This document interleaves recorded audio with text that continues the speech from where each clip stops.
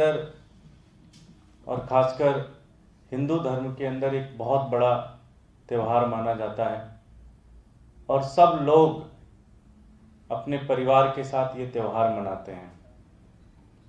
आज एक ऐसे समय में जब हिंदुस्तान का हर नागरिक अपने परिवार के साथ इन त्योहारों में बिजी होगा, ऐसे समय में भारतीय जनता पार्टी के एमसीडी के अंदर जो कर्मचारी काम करते हैं, जो हजारों कर्मचारी काम करते हैं, वो हड़ताल पे गए हुए हैं, वो धरने पे बैठे हुए हैं। डॉक्टर, नर्स जो कि कोविड के समय में दिल्ली की जनता की ज़बरदस्त सेवा कर रहे थे, दिल्ली के लोगों की ज़बरदस्त सेवा कर रहे थे, वो लोग भूख हड़ताल पे गए हुए हैं।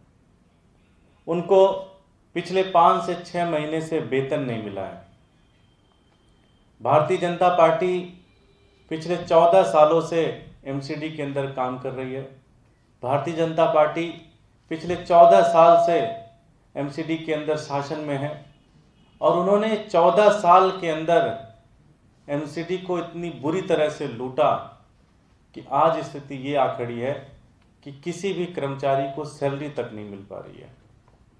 भारतीय जनता पार्टी के एमसीडी का लगभग 18,000 करोड़ रुपए का बजट है।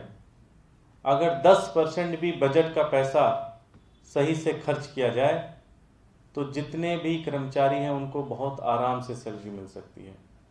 लेकिन पता नहीं भारतीय जनता पार्टी सैलरी ना देने के बजाय राजनीति कर रही है। और खासकर ऐसे समय में जब रामनवमी का त्यौहार है, जब दशहरा का त्यौहार है, जब दीपावली का त्यौहार है, जब वाल्मीकि जयंती आने वाली है, ऐसे समय में कर्मचारियों की सैलरी ना देकर जिम्मेदारी एक दूसरे के ऊपर थोपना, ये बहुत ही गैर जिम्मेदाराना बयान है। सबको पता है, कैग की रिपोर्ट कहती है कि एमसीडी को 4,000 करोड़ रुपए दिल्ली सरकार को देने हैं। सबको पता है कि दिल्ली जल बोर्ड के, जो कि दिल्ली सरकार के अंदर आते हैं, एमसीडी के ऊपर लगभग 6,500 करोड़ रुपए का बकाया है।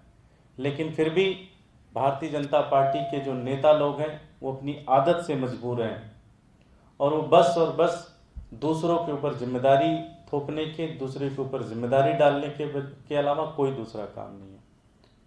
अगर कोई भी सरकार अपने नागरिकों के लिए, और खासकर ऐसे समय जब रामनवमी है, जब दशहरा है, जब वाल्मीकि जयंती है, जब दीपावली आने वाली है, ऐसे में कोई सरकार, लोग तो बोनस देते हैं, दिल्ली सरकार बोनस दे रही है, सारे लोग अपने कर्मचारियों को बोनस दे रहे हैं, और ऐसे में एक तरफ भारतीय जनता पार्टी की एमसीडी है जो कि बोनस तो छोड़िए, कर्मचारियों के तनख्वाह तक नहीं दे रही है।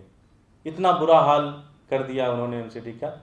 मैं भारतीय जनता पार्टी के नेताओं से कहना चाहता हूं कि इस पर राजनीति आप बंद करिए, इस पर ब्लेम गेम आप बंद करिए। आपसे मेरी हाथ जोड़कर विनती है कि आप तुरंत कर्मचारियों को तुरंत उनका पैसा रिलीज करें।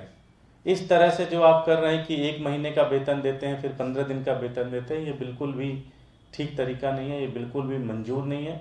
आप कर्मचारियों को तुरंत वेतन दें, कर्मचारियों को वेतन रिलीज करें, जिससे कर्मचारी अपने परिवार के साथ खुशी के साथ रह सके। अगर आप वेतन रिलीज नहीं कर पाते हैं तो फिर आपको एमसीडी के सरकार में बने रहने का कोई हक नहीं बनता, कोई मॉरल राइट नहीं बनता। और हम तो डे 1 से कह रहे हैं, भारतीय जनता पार्टी के ने 14 साल तक एमसीडी को चलाया है। 1 साल हमारे को दे दीजिए, इसी सैलरी के अंदर, इसी रेवेन्यू के अंदर, इसी पैसे के अंदर हम कर्मचारियों को भी वेतन दे के दिखा देंगे, दिल्ली को साफ करके भी दिखा देंगे, दिल्ली एमसीडी के स्कूल भी चला देंगे, एमसीडी के अस्पताल भी ठीक कर देंगे, और तीनों जो कूड़े के पहाड़ भारतीय जनता पार्टी ने खड़ा किया उसको भी साफ करके दिखा देंगे। हमारे साथ लीडर ऑफ अपोजिशन नॉर्थ के विकास गोयल जी हैं, आज हमारे साथ लीडर ऑफ अपोजिशन साउथ के प्रेम चौहान जी हैं, और हमारे साथ leader of opposition east MCD के मनोज त्यागी जी हैं। वो लोग भी अपनी बात रखना चाहेंगे संकट के ऊपर। विकास गोयल जी। नमस्कार साथियों, आज एमसीडी में तकरीबन 2.5 से 3 लाख कर्मचारी हैं और जो रिटायर हो चुके पेंशनर हैं। तो 14 साल के शासन में भारतीय जनता पार्टी ने जो भ्रष्टाचार और निकम्मापन किया, आज उसका एक जीता जगता सबूत है कि वो 2.5-3 लाख परिवार, मतलब जो 2.5-3 लाख लोग हैं उनके परिवार, मतलब आज 2 टाइम की रोटी के लिए तरस रहे हैं। उनको 4-4 महीने से 3-3 महीने से तनख्वाह नहीं मिली है। वो डॉक्टर्स जिन पर नरेंद्र मोदी जी ने कोरोना वॉरियर्स बोलकर फूलों की बारिश करवाई थी, वो जंतर मंतर पर रात को भूखे पेट सो रहे हैं, भूख हड़ताल पर बैठे हैं। ये बड़े शर्म की बात है। और उसके दूसरी तरफ भारतीय जनता पार्टी सिर्फ ब्लेम गेम खेल रही है, सिर्फ राजनीति कर रही है, सिर्फ आरोप प्रत्यारोप की बात कर रही है। कोई ठोस बात वो नहीं कर रही कि कैसे हम कर्मचारियों को तनख्वाह दें। मैं नेता विपक्ष होने के नाते बड़ी जिम्मेदारी से कहता हूँ भारतीय जनता पार्टी के नेताओं को, आपको हमसे जो भी सहयोग चाहिए, आम आदमी पार्टी से जो भी सहयोग चाहिए, आपको जो प्रस्ताव पास करना हो, विपक्ष का जो भी सहयोग चाहिए, विपक्ष से बैठकर आपको जो भी बात करनी हो, हम हर तरीके से तैयार हैं। लेकिन आप कर्मचारियों को तनख्वाह दीजिए, आप डॉक्टर्स को तनख्वाह दीजिए, टीचर्स को तनख्वाह दीजिए, मालियों को तनख्वाह दीजिए।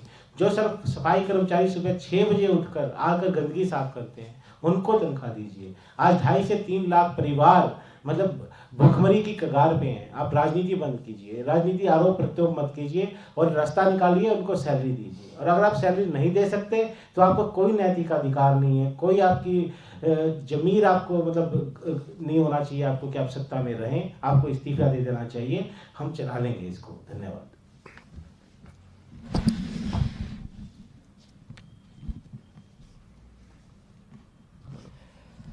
मैं प्रेम चौहान, साउथ एमसीडी से लीडर पोजीशन।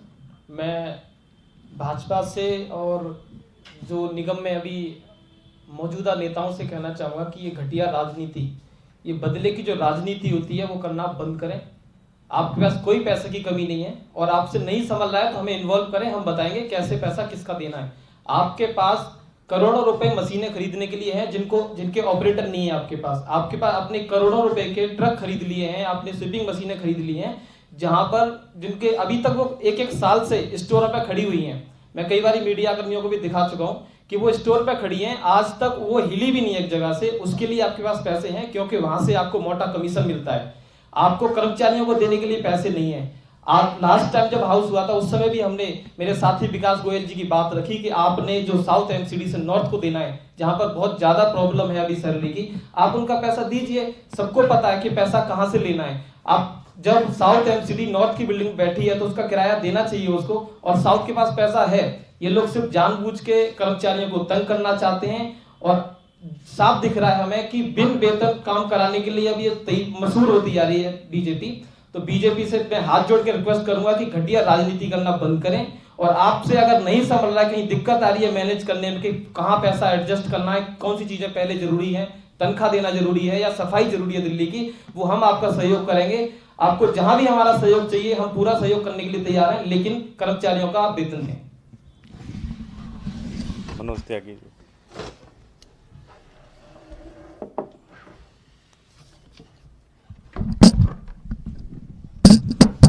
नमस्कार साथियों, जैसा कि दुर्गेश भाई ने आपको ब्रीफ किया, दोनों एलओपीज ने ब्रीफ किया, ऐसे पूर्वी दिल्ली नगर निगम का भारतीय जनता पार्टी ने बहुत बुरा हाल कर रखा है।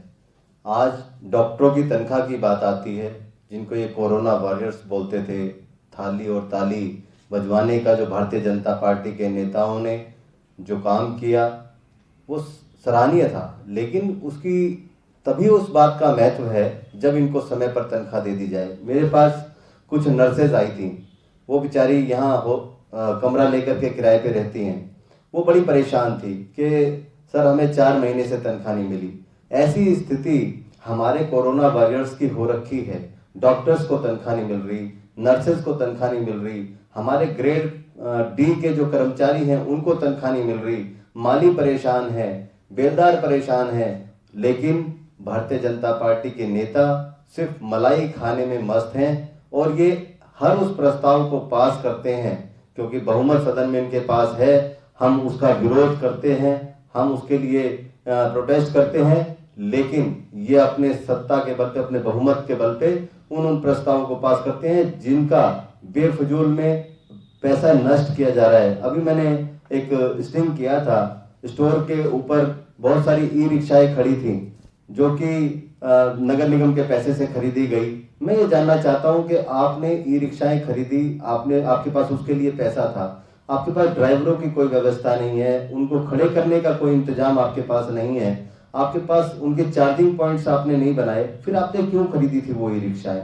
तो आपको सबसे पहले कर्मचारियों को तनख्वाह देनी चाहिए। जो कर्मचारी गरीब मजदूर परेशान हैं, जो आज डॉक्टर्स, हमारे कोरोना वॉरियर्स, अध्यापक, वो सब परेशान है, आज उनको सैलरी नहीं मिल रही, तनख्वाह नहीं मिल रही, उनके परिवार के अंदर फाके पड़े हुए हैं, वो लोग एक एक रोटी के लिए मोहताज हैं और अपने एरियर्स के लिए जो कि सालों से रुका हुआ है वो एरियर्स नहीं मिल रहा। अभी मेरे पास कुछ रिटायर्ड पर्सन आए थे, वो बेचारे बड़े परेशान थे, वो कह रहे जी हमने एक एसोसिएशन बना रखी है, हम उसके माध्यम से कोर्ट में जा रहे हैं, उनका पुराना पैसा रुका हुआ है, वो पैसा उनको नहीं मिल रहा। मैं भारतीय जनता पार्टी के नेताओं से आपके माध्यम से आग्रह करना चाहता हूं कि आप राजनीति छोड़ सबसे पहले मानवता के नाते इनको इनकी तनख्वाह देने का काम करें।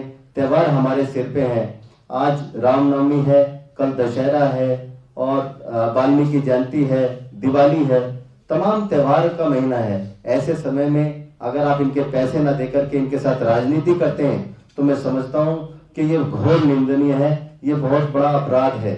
और भारतीय जनता पार्टी, ऐसा लगता है कि दिल्ली की हार का बदला इन कर्मचारियों की तनख्वाह ना दे करके पूरा कर रही है। इनको ये बताना चाह रही है कि आपने दिल्ली में हमें हराया तो हम आपकी तनख्वाह नहीं देंगे। तो मेरा ये आग्रह है आपके माध्यम से कि सदन में कोई ऐसा प्रस्ताव आता है जो कर्मचारियों के हित में हो, जो कर्मचारियों की तनख्वाह के लिए आए, हम उसका पूरे तरीके से हम उसका स्वागत करेंगे, हम उसके साथ रहेंगे। लेकिन भारतीय जनता पार्टी से एक ही अनुरोध है कि वो सब कर्मचारियों की तनख्वाह दे, जिससे वो अपना अच्छे से त्योहार मना सकें और उनका घर चल सके, उनके बच्चे पढ़ सकें। उसके लिए मेरा आपके माध्यम से निवेदन है। धन्यवाद। धन्यवाद साथियों। कोई प्रश्न है तो पूछ सकते हैं। बहुत बहुत धन्यवाद।